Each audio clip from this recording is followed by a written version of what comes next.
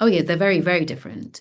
Elphaba in the first film is only really discovering who she is. I think she walks in to Shiz very defensive, uh, assuming that everyone uh, won't uh, accept her, and so puts up the guard immediately, and is ready to make the joke herself so no one can make the joke about her. She she is a kid who hasn't been loved.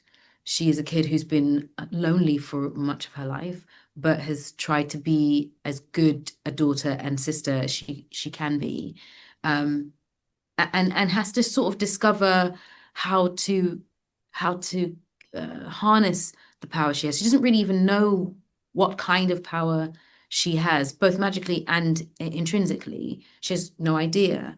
Whereas Elphaba in part two really knows.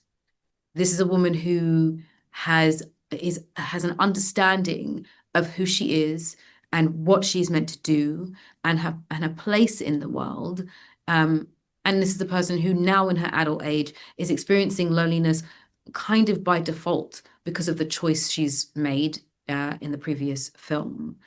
And also, what you get in this second half is an exploration of her vulnerability, of her sensuality, of her love, of what it looks like when she has to grieve, when she has to lose someone.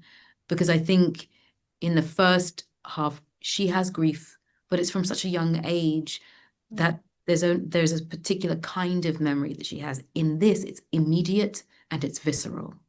And I think I said to someone that on the outlook, when you see no good deed, it looks like someone who is strong and powerful and now in defense. But I think it's actually someone who is surrendered, who is at her weakest.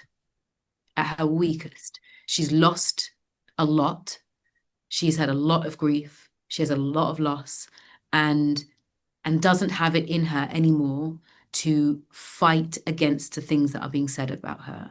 And so instead of fighting, she surrenders and says, I will be exactly what you have asked me to be. I will be the thing you say I am, because there is nothing left for me to do. I can't do anything more. Which is all right enough, so be it then. Let all of Oz be agreed, because everyone is in agreement that she is evil, and so that's what she'll be. She'll be wicked. And I think it's actually a real moment of pain and sadness for her in a way that we haven't really explored it in the first movie. When you leave her, it's actually quite triumphant. She sort of gained a sense of self. When we meet her here, though she's in her sense of self, I think it starts to fall apart a little bit because she's had to learn how to love and let it in. And by letting it in, it's the risk of losing it as well. And she does.